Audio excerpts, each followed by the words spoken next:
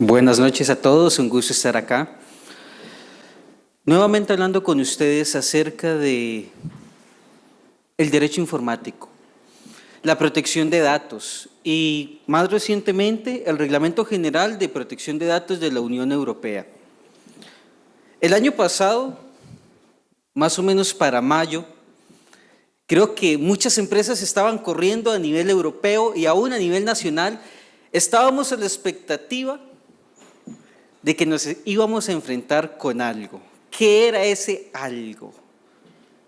Era un reglamento que entraba en aplicación, incluyendo normativa no solo regionalizada a nivel de Europa, sino también posiblemente extensiva a nivel global sobre el tratamiento de datos personales. ¿Es esto algo nuevo? ¿Es la temática de protección de datos a nivel europeo algo nuevo?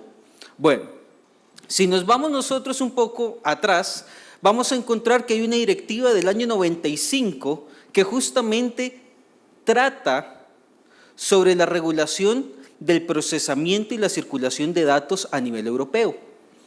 Y este reglamento que nosotros encontramos a partir del 14 de abril del 2016, que hace relación al tratamiento y a la circulación de datos personales en la Unión Europea, es una actualización. O sea, señores, no es algo nuevo, es algo que ya se ha venido desarrollando y que simplemente lo estábamos actualizando, la normativa 2.0. Norma 2.0, evolucionó. Y entonces, a raíz de eso, bueno, el 25 de mayo del 2018 se dijo, a partir de esta fecha entra en aplicación el Reglamento General de la Unión Europea para el tema de tratamiento y protección de datos personales. ¿Qué dijo el mundo? ¿Qué pasó a nivel legal? ¿Qué pasó a nivel corporativo? ¿Tuvo algún efecto? Sí, claro, tuvo un efecto que todas las empresas tuvieron que prácticamente correr para ponerse en orden en relación con este reglamento. Y ya lo vamos a ver al final. Justamente para el 21 de enero de este año se dio una primera resolución en la Unión Europea en contra de Google, donde se le sancionó y se le aplicó una multa de 50 millones de euros, justamente haciendo aplicación de este nuevo reglamento. Pareciera entonces que esta norma, que este reglamento no está solo en el papel, sino que en efecto es una norma que nosotros vamos a tener que vivir y experimentar. Hace un momento León estaba hablando acerca de la cultura de protección de datos, que debemos implementar una cultura de protección de datos. Bien, con esta normativa europea, yo diría que más que una cultura, prácticamente es una forma de vivir. Mi forma de vida debe girar en relación a la protección de mis datos personales. Hoy en día el dato personal es el petróleo de la industria actual. Es lo que le da insumos al comercio. Si hablamos de comercio electrónico, los datos personales son los que dan insumo. Si hablamos de Big Data, los datos personales son los que dan insumo. Si hablamos a grandes rasgos de lo que es el emprendedurismo electrónico, nos vamos a dar cuenta que los cookies, que son ficheros informáticos que obtienen información de mi computadora, obtienen datos personales, como cuál, la dirección IP de donde yo me encuentro conectado. 1, 2, podemos obtener la geolocalización de una persona a través de cookies. Esos son datos personales. Esos son datos que me permiten a mí identificar o hacer identificable a una persona. Pero bueno, conozcamos un poquito del GDPR, del Reglamento General de Protección de Datos de la Unión Europea. Número 1, el objeto. El objeto de este reglamento yo diría que se divide en dos.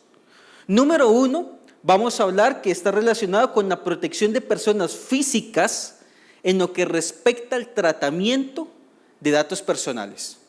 Ese es el punto número 1, tratamiento de datos personales. Y luego dice y las normas relativas a la libre circulación de datos. Estamos hablando entonces de dos acciones diferentes. Uno, el tratamiento, y dos, la circulación de los datos. ¿Por qué la circulación de los datos? Seamos sinceros, el tratamiento y el salto de la información ya no es un tema regional, es un tema transfronterizo, es un tema global. Sabemos que hoy le estamos dando nuestro correo electrónico a un determinado servidor de un comerciante dentro de la sociedad de la información, pero no sabemos si el servidor está ubicado en un determinado país y el tratamiento de ese dato, de ese correo electrónico, se haga en otra jurisdicción. Simplemente sabemos que se lo dimos, punto. De ahí en adelante, ¿qué sabemos? Muy poco, ¿verdad? A veces no nos damos la tarea de investigar, y eso es parte de lo que viene a regular el GDPR, justamente darle esa información al usuario, darle esa información al titular de los datos. El ámbito de aplicación desde el punto de vista material. ¿Dónde o cómo vamos a aplicar esta normativa? Número uno, se hace referencia al tratamiento total o parcial sobre datos personales.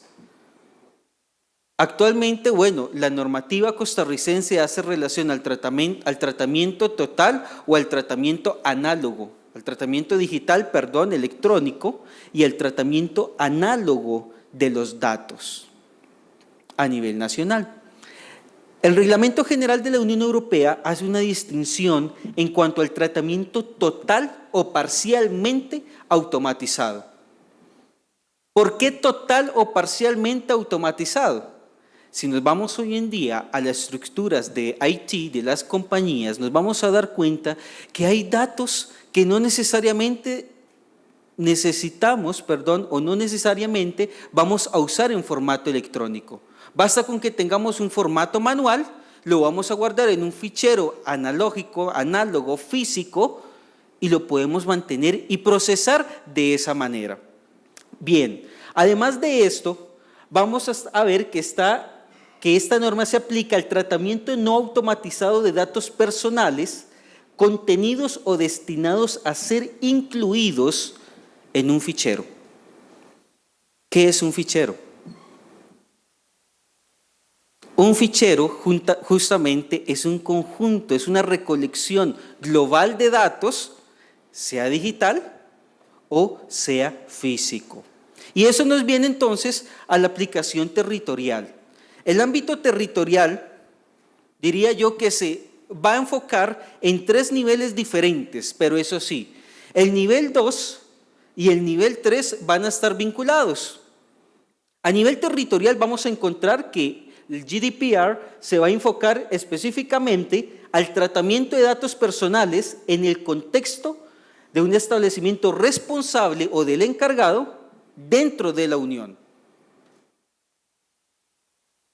El responsable es una figura, el encargado es otra figura, jurídicamente hablando. ¿Cuál es la condición para que aplique el reglamento? Que el tratamiento se dé dentro de la Unión. Sin embargo, ahora cuando analicemos el caso que se dio con Google, vamos a ver cómo el reglamento quedó, llamémoslo así, relativamente amplio, y prácticamente le permite a las autoridades protectoras de datos, las autoridades regulatorias, absorber la jurisdicción. Y entonces, ¿qué pasa? Es cuando viene el segundo nivel. Se aplica el tratamiento de datos personales de interesados que residan en la Unión por parte de un responsable o encargado no establecido en la Unión. Eso es lo que más preocupa actualmente, el alcance territorial de este reglamento. Si yo no estoy de la Unión, si yo no estoy dentro de la Unión Europea, ¿me aplica entonces? Bueno, veamos las condiciones en este sentido. Condición número 1, esto aplica en caso de oferta de bienes o servicios hacia dichos interesados que están dentro de la Unión. Y punto número 2, es sobre el control de su comportamiento en la medida en que éste tenga lugar en la Unión. ¿Cuál es este segundo punto? ¿Cómo podemos entender la segunda condición para extender la aplicación del reglamento? Usualmente en las páginas web existe la posibilidad de implantar cookies o ficheros que me permiten obtener información del usuario. Esas cookies pueden ser propias o pueden ser de terceros. Esas cookies pueden ser analíticas o publicitarias. ¿Qué quiere decir eso? Que me permiten a mí conocer cuáles son los criterios de búsqueda de un usuario determinado. Y con base a esos criterios de búsqueda, yo le puedo ofrecer a usted determinada publicidad. Y con la publicidad que yo le envío a usted en su servidor, yo voy a saber que al usuario X le gustan los productos Y. Y de esa manera yo voy a generar un perfil y voy a conocer el comportamiento de ese usuario. Y yo voy a saber que cada cierto tiempo ese usuario busca tal cosa, busca esto otro. Y yo le voy a poder ofrecer este tipo de servicios. Bien, entonces en esos casos donde el tratamiento de esa información lo hago fuera de la Unión y genero un perfil informático, un perfil tecnológico del usuario, y el usuario tiene su residencia o está dentro de la Unión, ahí podría ampliarse la jurisdicción y decir, señores, pese a que esto se hace fuera de la Unión, afecta un usuario que está dentro de la Unión. Ahora, ¿qué pasa? ¿Cómo podemos hacer o cómo pueden hacer las autoridades europeas para ampliar eso? Es el tercer nivel. El reglamento dijo, bueno, señores, para poder hacer esto aplicativo, o sea, positivo, necesitamos generar todo un cuerpo, toda una estructura. Debemos saber cómo implementarlo no solo a nivel Europa, sino también a nivel asiático, a nivel América, a nivel de Oceanía. Y entonces se empiezan a establecer ciertos reglamentos regionales. Por ejemplo, la Red Iberoamericana de Protección de Datos, que de hecho forma parte de la Agencia de Protección de Datos de Costa Rica, en el 2017 aprobó y de hecho tomó para sí los parámetros iberoamericanos de protección de datos. Esos parámetros iberoamericanos de protección de datos vienen de alguna u otra forma a establecer lineamientos genéricos en relación con este reglamento europeo para la zona de Iberoamérica. Los principios generales del GDPR, ¿sobre qué se fundamenta? ¿Cuáles son esos principios base de protección de datos y de circulación de los datos a nivel de la Unión Europea? Bueno, número uno, el tema de la licitud, la lealtad y la transparencia. Importante, este principio implica el tema de la información y la transparencia que debe tener el titular, el encargado del procesamiento, del tratamiento de los datos hacia el usuario, hacia el titular de los datos. Y ojo, porque justamente este principio es el que hizo que se sancionara a Google por un tema de falta de transparencia en el consentimiento informado, que ya lo vamos a ver, que es uno de los principios también. La limitación a la finalidad. De acuerdo a este reglamento, las finalidades del tratamiento de datos deben ser claras, concisas, entendibles, lo más expresas posibles hacia el titular de los datos.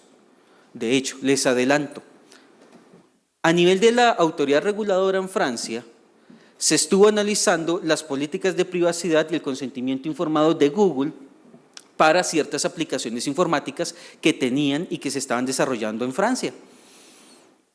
Y resulta que la agencia encontró que si bien es cierto, la finalidad decía que los datos recolectados eran para cumplir con un tema de tratamiento interno para generar bases de datos y comunicación entre Google y el usuario, la agencia dijo, señores, Google está usando esos datos para otros fines adicionales a lo que viene aquí indicado.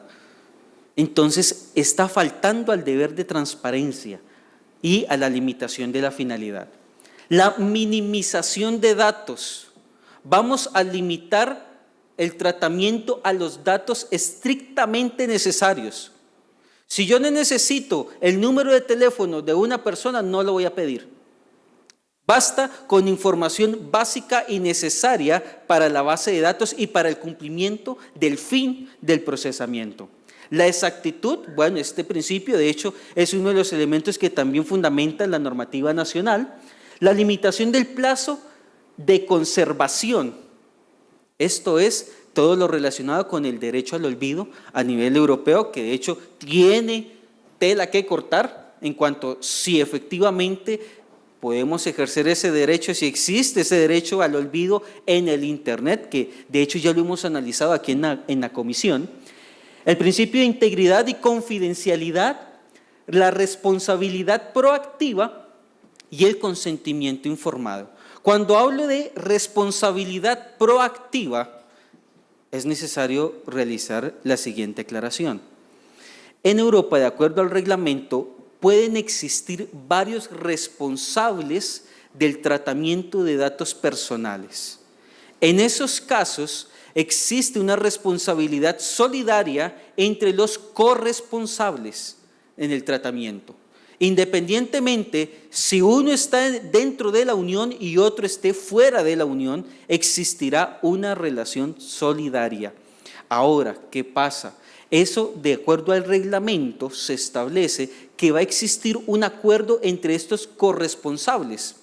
Y es en el acuerdo a voluntad de partes que se establecerá el límite de la responsabilidad de cada uno de los responsables. Entonces, bueno, parece que ahí nos deja a la autonomía de la voluntad decidir, bueno, yo soy responsable hasta este punto y usted es responsable hasta este otro punto. Los derechos que nos garantiza o que podemos ver garantizados a través del reglamento para ir avanzando. Bueno, número 1, el artículo 12 nos establece el principio general de transparencia de la información, comunicación y las modalidades de ejercicio de los derechos del interesado. Todos los derechos, hablábamos inicialmente del tema de los derechos ARCO.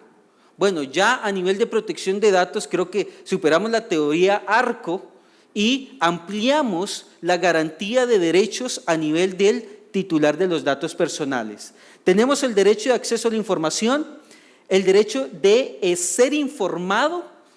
¿Qué quiere decir eso? Cuando se recolectan los datos, hay dos formas de recolectar datos. Uno, acudir directamente al titular de los datos, o cuando yo recibo datos a través de una tercera fuente. Esto lo establece el Reglamento General de Protección de Datos de la Unión Europea. Entonces, ¿qué pasa? En esos casos, en las dos vías, yo como titular de datos tengo el derecho a que se me informe que fulanito de tal dio datos. Pero para que fulanito de tal haya dado datos míos, él tiene que estar autorizado. Entonces, aquí es donde entra el derecho a ser informado. El derecho de acceso a la información, derecho de rectificación, que ya lo hemos hablado y es muy similar a la jurisdicción nacional, el derecho a la supresión o el derecho al olvido, derecho a la limitación del tratamiento. Nosotros podemos delimitar, el titular de los datos puede definir hasta qué punto puede llevarse a cabo el tratamiento de los datos personales. El derecho a la portabilidad de los datos. Este es un derecho que nace también con este reglamento, donde yo puedo definir, así como yo decido cómo se tratan mis datos, yo puedo decidir quién y cuándo trata esos datos, realiza procesos sobre esos datos. El derecho a la oposición y este es muy importante, el derecho del control sobre decisiones individuales automatizadas, incluida la elaboración de perfiles. Aquí entra justamente la elaboración de perfiles a nivel de la web y si nos metemos un poquito más allá, entra el tema del uso de algoritmos sobre la información. Hoy en día existe la posibilidad de realizar encuestas en línea y sobre esa encuesta en línea, o de hecho a nivel nacional, existen las posibilidades de realizar encuestas a trabajadores, colaboradores de una compañía y con base a eso yo aplico un algoritmo y ese algoritmo me permite a mí identificar un índice de riesgo social o económico sobre X o Y persona. Eso lo estamos viendo aquí en Costa Rica. Eso se está viendo en Europa.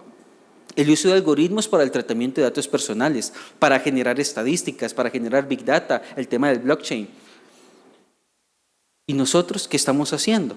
Existe la posibilidad justamente de controlar el uso de algoritmos sobre mi información. Yo puedo decir, señores, yo no quiero que se use ningún tipo de algoritmo sobre el tratamiento de mis datos. Yo quiero decidir. Y de hecho, esto se hacía una vez el análisis en cuanto al usar lo que son decisiones individuales automatizadas, cuando se hacen sorteos dentro de las empresas. Qué difícil que un trabajador o un participante de un sorteo X o Y puede llegar y decir, señores, yo me opongo a que mis datos que di para esta oferta, para este sorteo, sean tratados digitalmente. Yo quiero que se haga un conteo manual. Bárbaro. Nos toca volvernos a decir, bueno, señores, aquí hay que tomar una decisión, que es ahí donde entonces entra el asesor legal en juego. Bien, algunos aspectos importantes de este reglamento. Número 1, la protección de datos desde el diseño y por defecto, ya lo hablábamos. Aquí no es un tema de que generamos la base de datos y después vemos cómo hacemos con las políticas, después vemos cómo hacemos con los reglamentos. No, desde un principio debemos tener en cuenta cuál es ese diagnóstico y ese diagrama de protección de datos, los niveles de accesibilidad y tratamiento. La corresponsabilidad en el tratamiento de datos personales, ya lo hablábamos. Notificación de violación de seguridad. Esto, bueno, lo tenemos en el reglamento de la Ley de Protección de Datos aquí en Costa Rica, pero allá se establece de una forma más rigurosa. Adicionalmente, bueno, el tema de la evaluación del impacto en el tratamiento de los datos personales. El reglamento establece la posibilidad de evaluar de forma previa el impacto que cierta tecnología puede tener sobre el tratamiento y el procesamiento de mis datos. Y eso me abre la posibilidad de realizar una consulta previa a la autoridad de control. ¿Qué pasa? El reglamento está generando que las autoridades de control europeas tengan un rol activo, no un rol pasivo. ¿Qué es lo que sucede? Allá pues existe cierto protocolo, existe cierto patrocinio, existe cierta forma de que estas organizaciones sean proactivas. En el caso nacional, bueno, pues digamos que estamos empezando a caminar, estamos empezando a trabajar y estamos empezando a decirle al organismo que tenemos, reaccione, vea lo que está pasando. El delegado de protección de datos o el DPO, que hablábamos ahora con León Weinstock acerca de lo que es el delegado de protección de datos, código de conducta, certificaciones y normas corporativas vinculantes. Eso es un tema que se ha venido desarrollando en los últimos 8 meses a nivel global. Todas las normas corporativas a nivel interno, protocolos internos de actuación que se han venido actualizando a través de este reglamento. Bien, en cuanto a la cooperación internacional, ¿cómo está trabajando la Comunidad Europea? Tenemos un Comité Europeo de Protección de Datos que ya ha extendido sus lazos con otras organizaciones. De hecho, la Red Iberoamericana de Protección de Datos es una de ellas, está la OCDE, la Conferencia Internacional de Comisiones de Protección de Datos y Privacidad, que es un ente global, es un ente mundial. Tenemos la Asociación Francófona de Autoridades de Protección de Datos Personales en todas las latitudes y en todas las jurisdicciones de habla francesa, y el Grupo de Berlín, que es el Grupo de Trabajo Internacional para la Protección de Datos en las Telecomunicaciones, que esto también pues está vinculado con la OIT. El tema del régimen sancionatorio, para ir aterrizando un poco, que ya me están diciendo que me falta poco tiempo, ya me están haciendo caras. Entonces, bueno, hay 2 elementos. Dentro del régimen sancionatorio hay todo un procedimiento. De hecho, es un procedimiento administrativo complejo a nivel de cada organización. En rasgos generales vamos a encontrar el artículo 83 del reglamento, que es el que establece el régimen sancionatorio. Está el inciso 4 y está el inciso 5 de este reglamento. De acuerdo a esto, vamos a tener que en un primer caso se aplicarán multas administrativas de hasta 10 millones de euros como máximo, o esto para personas físicas. En caso de empresas, será de una cuantía equivalente al 2% como máximo del volumen del negocio total anual, y ojo, lo ponen global. no es simplemente el ingreso que se genere dentro de la jurisdicción o dentro de la Unión Europea, es global. Esto para efectos de ciertos quebrantamiento a ciertos derechos de acuerdo a lo que establece el reglamento. Y el inciso 5 de ese artículo ya justamente viene lo que es la multa administrativa por 20 millones de euros y hasta un 4% como máximo del volumen del negocio total anual global. Entonces, ¿qué pasa con esto? Bueno, pues encontramos esta noticia que salió el 21 de enero, donde la Autoridad Reguladora de Protección de Datos justamente sanciona a Google por un tema de que se dice que quebranta las disposiciones del Reglamento General de Protección de Datos. De hecho, estuve revisando la resolución, es muy interesante, ustedes pueden ingresar a la página de esta entidad francesa y pueden descargarla. Algunos rasgos importantes, bueno, número 1, esta resolución es del 21 de enero del 2019, viene saliendo del horno, está fresquita. Está muy fresca y es por parte de la Comisión Nacional de Informática y sus Libertades de Francia. Número 1, la atracción del fuero a raíz de una sucursal de Google en Francia. ¿Por qué? ¿Cuál fue el análisis? Ahí decían, si bien es cierto, Google es una empresa radicada en Estados Unidos, en cuanto a las políticas de privacidad y a los servicios de la sociedad de la información brindados en la Unión Europea, la sede en Francia es quien tenía dominio sobre dichas aplicaciones y tenía un criterio de decisión. Entonces, eso le permitió a la autoridad francesa decir, para los efectos de esta aplicación, que de hecho estaba en las tiendas virtuales de Apple, era de efecto vinculante la normativa francesa en ese momento. Entonces, de esa manera, se atrajo el proceso a la jurisdicción francesa. Google dijo, señores, pero entonces yo también tengo otra empresa, otra filial en Irlanda, que también es dueña o codueña de este tipo de aplicaciones. ¿Qué dijo la autoridad? Señores, si bien es cierto, existe eso, el dominio, la autoridad, la publicación y el desarrollo de esas aplicaciones se realizó en servidores franceses y se hizo en Francia. Por ende, lo atraemos a nuestra jurisdicción. En este caso, bueno, se dijo que hay un incumplimiento al deber de información y transparencia. ¿Por qué? De acuerdo con el Reglamento General de Protección de Datos, ahora existe un consentimiento informado de doble capa.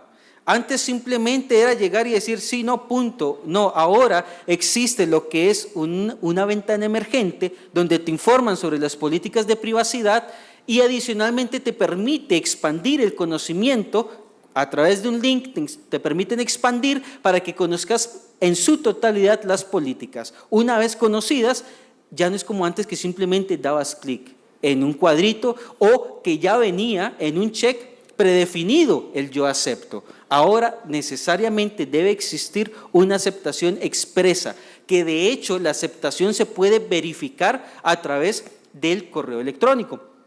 Y finalmente se dice que hay una inexistencia en la claridad del consentimiento informado, que era lo que yo les decía al inicio. Google estaba informando que la finalidad de la recolección y el tratamiento de los datos era con fines internos para temas de mercadeo, por ejemplo. Y la Agencia de Protección de Datos francesa logró identificar que esos no eran exclusivamente los fines, sino que habían fines adicionales que se estaban cumpliendo con esos datos. Por ende, de hecho, es un tema que debe analizarse. La Agencia de Protección de Datos francesa dijo, debe enlistarse de forma clara la totalidad de los fines. Si no es así, no es un consentimiento informado legal. Eso hizo que se aplicara el artículo 83, inciso 5 del reglamento y se estableciera una multa de 50 millones de euros sobre Google. Muchas gracias, disculpen la carrera, pero era para cubrir todo en el mayor tiempo posible. Gracias.